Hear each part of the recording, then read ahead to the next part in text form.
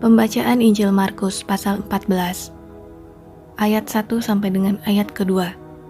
Rencana untuk membunuh Yesus. Hari Raya Paskah dan Hari Raya Roti Tidak Beragi akan mulai 2 hari lagi. Imam-imam kepala dan ahli-ahli Taurat mencari jalan untuk menangkap dan membunuh Yesus dengan tipu muslihat.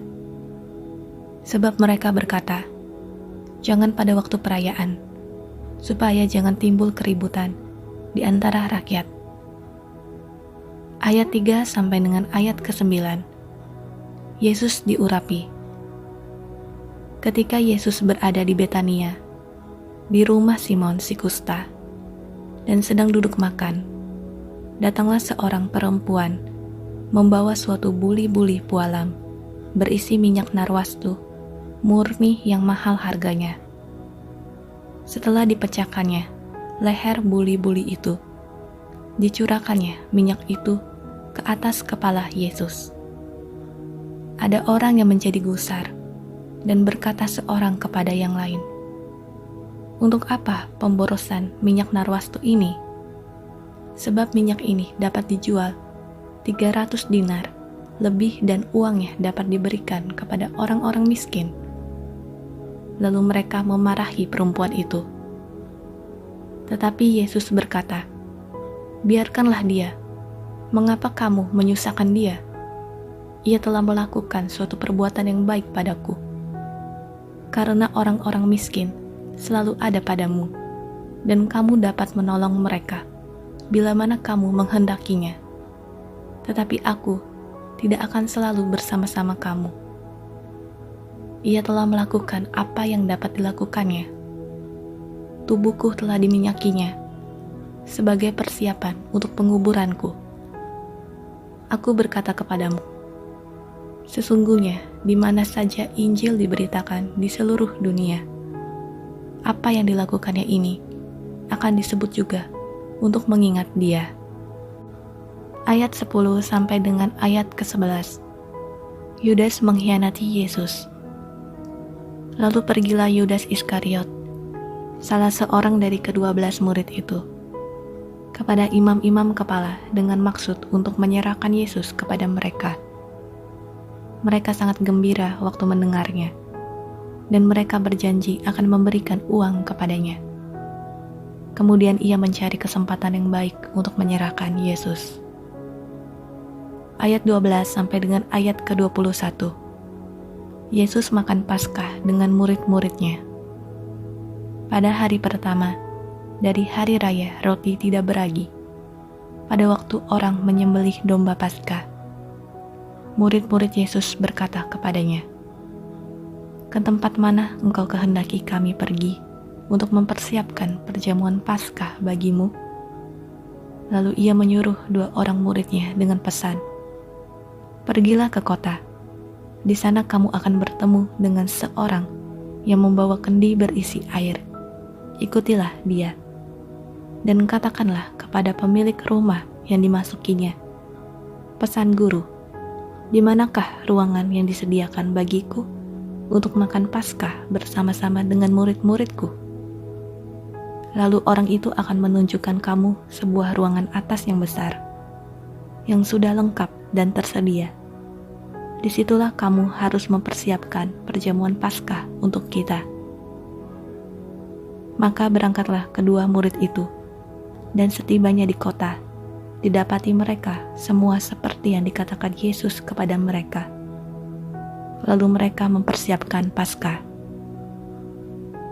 Setelah hari malam, datanglah Yesus bersama-sama dengan ke-12 murid itu. Ketika mereka duduk di situ dan sedang makan, Yesus berkata, aku berkata kepadamu, sesungguhnya seorang di antara kamu akan menyerahkan aku, yaitu dia yang makan dengan aku. Maka sedihlah hati mereka, dan seorang demi seorang berkata kepadanya, bukan aku ya Tuhan. Ia menjawab, orang itu ialah salah seorang dari kamu yang 12 ini. Dia yang mencelupkan roti ke dalam satu pinggan dengan aku.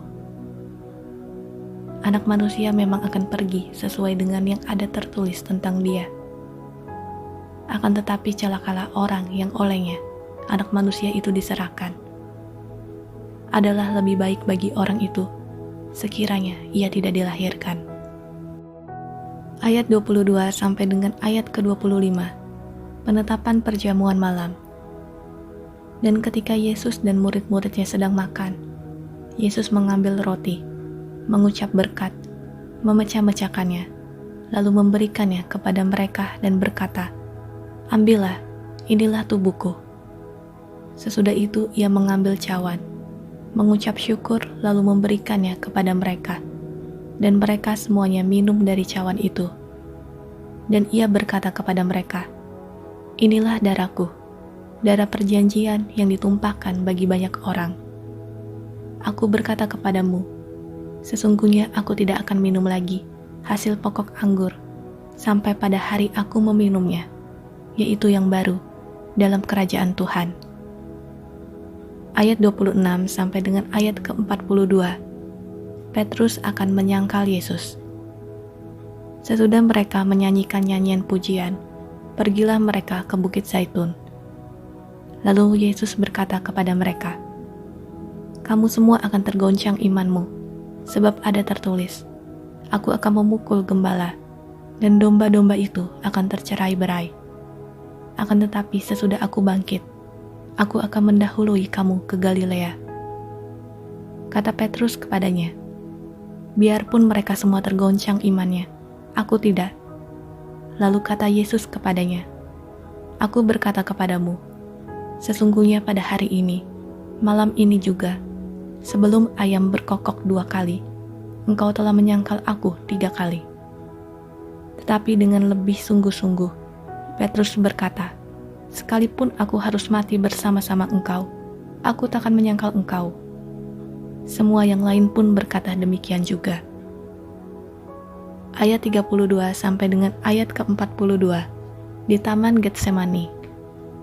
Lalu sampailah Yesus dan murid-muridnya ke suatu tempat yang bernama Getsemani. Kata Yesus kepada murid-muridnya, "Duduklah di sini, sementara aku berdoa." Dan ia membawa Petrus, Yakobus dan Yohanes sertanya. Ia sangat takut dan gentar. Lalu katanya kepada mereka, "Hatiku sangat sedih, seperti mau mati rasanya. Tinggallah di sini dan berjaga-jagalah." Ia maju sedikit, merebahkan diri ke tanah, dan berdoa supaya sekiranya mungkin saat itu lalu daripadanya. Katanya, "Ya Aba, ya Bapa, tidak ada yang mustahil bagimu. Ambillah cawan ini daripadaku, tetapi janganlah apa yang aku kehendaki, melainkan apa yang engkau kehendaki." Setelah itu ia datang kembali dan mendapati ketiganya sedang tidur. Dan ia berkata kepada Petrus, "Simon, sedang tidurkah engkau? Tidakkah engkau sanggup berjaga-jaga 1 jam? Berjaga-jagalah dan berdoalah, supaya kamu jangan jatuh ke dalam pencobaan. Roh memang penurut, tetapi daging lemah." Lalu ia pergi lagi dan mengucapkan doa yang itu juga. Dan ketika ia kembali pula, ia mendapati mereka sedang tidur, sebab mata mereka sudah berat, dan mereka tidak tahu jawab apa yang harus mereka berikan kepadanya. Kemudian ia kembali untuk ketiga kalinya, dan berkata kepada mereka, "Tidurlah sekarang dan istirahatlah. Cukuplah, saatnya sudah tiba. Lihat, Anak Manusia diserahkan ke tangan orang-orang berdosa. Bangunlah, marilah kita pergi. Dia yang menyerahkan aku sudah dekat." Ayat 43 sampai dengan ayat ke-52. Yesus ditangkap.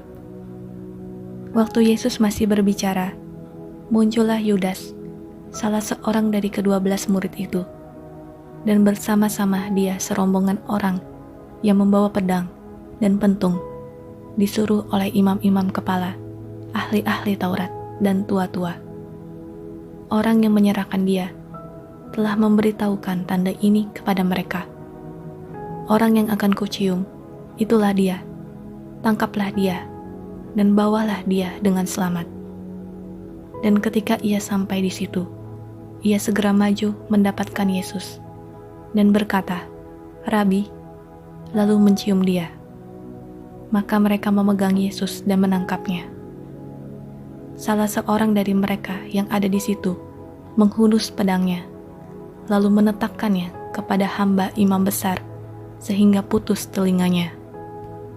Kata Yesus kepada mereka, "Sangkamu aku ini penyamun, maka kamu datang lengkap dengan pedang dan pentung untuk menangkap aku? Padahal tiap-tiap hari aku ada di tengah-tengah kamu mengajar di bait Tuhan, dan kamu tidak menangkap aku. Tetapi haruslah digenapi yang tertulis dalam kitab suci." Lalu semua murid itu meninggalkan dia dan melarikan diri. Ada seorang muda yang pada waktu itu hanya memakai sehelai kain lenan untuk menutup badannya. Mengikuti dia, mereka hendak menangkapnya, tetapi ia melepaskan kainnya dan lari dengan telanjang. Ayat 53 sampai dengan ayat ke-65.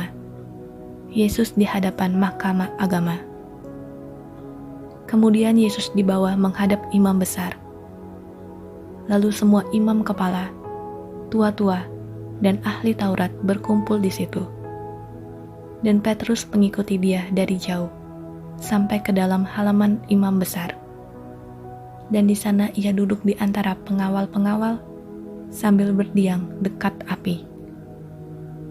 Imam-imam kepala, malah seluruh mahkamah agama, mencari kesaksian terhadap Yesus, supaya ia dapat dihukum mati. Tetapi mereka tidak memperolehnya. Banyak juga orang yang mengucapkan kesaksian palsu terhadap dia, tetapi kesaksian-kesaksian itu tidak sesuai yang satu dengan yang lain. Lalu beberapa orang naik saksi melawan dia dengan tuduhan palsu ini. "Kami sudah mendengar orang ini berkata, 'Aku akan merubuhkan bait suci buatan tangan manusia ini, dan dalam 3 hari akan kudirikan yang lain, yang bukan buatan tangan manusia.' Dalam hal ini pun kesaksian mereka tidak sesuai yang satu dengan yang lain." Maka imam besar bangkit berdiri di tengah-tengah sidang dan bertanya kepada Yesus. Katanya, "Tidakkah engkau memberi jawab atas tuduhan-tuduhan saksi-saksi ini terhadap engkau?" Tetapi ia tetap diam dan tidak menjawab apa-apa. Imam besar itu bertanya kepadanya sekali lagi. Katanya, "Apakah engkau Mesias, anak dari yang terpuji?" Jawab Yesus, "Akulah dia, dan kamu akan melihat Anak Manusia duduk di sebelah kanan yang Maha Kuasa, dan datang di tengah-tengah awan-awan di langit." Maka imam besar itu mengoyakkan pakaiannya dan berkata, "Untuk apa kita perlu saksi lagi? Kamu sudah mendengar hujatnya terhadap Tuhan. Bagaimana pendapat kamu?" Lalu dengan suara bulat, mereka memutuskan bahwa dia harus dihukum mati. Lalu mulailah beberapa orang meludahi dia dan menutupi mukanya dan meninjunya sambil berkata kepadanya, "Hai Nabi, cobalah terka." Malah para pengawal pun memukul dia. Ayat 66 sampai dengan ayat ke-72. Petrus menyangkal Yesus. Pada waktu itu Petrus masih ada di bawah, di halaman. Lalu datanglah seorang hamba perempuan imam besar. Dan ketika perempuan itu melihat Petrus sedang berdiam, ia menatap mukanya dan berkata, "Engkau juga selalu bersama-sama dengan Yesus, orang Nazaret itu." Tetapi ia menyangkalnya dan berkata, "Aku tidak tahu dan tidak mengerti apa yang engkau maksud." Lalu ia pergi ke serambi muka dan berkokoklah ayam. Ketika hamba perempuan itu melihat Petrus lagi, berkatalah ia pula kepada orang-orang yang ada di situ, "Orang ini adalah salah seorang dari mereka." Tetapi Petrus menyangkalnya pula. Tidak lama kemudian, orang-orang yang ada di situ berkata juga kepada Petrus, "Engkau ini pasti salah seorang dari mereka, apalagi engkau seorang Galilea." Maka mulailah Petrus mengutuk dan bersumpah, "Aku tidak kenal orang yang kamu sebut-sebut ini." Dan pada saat itu, berkokoklah ayam untuk kedua kalinya. Maka teringatlah Petrus bahwa Yesus telah berkata kepadanya, "Sebelum ayam berkokok 2 kali, engkau telah menyangkal aku 3 kali." Lalu menangislah ia, terseduh-seduh.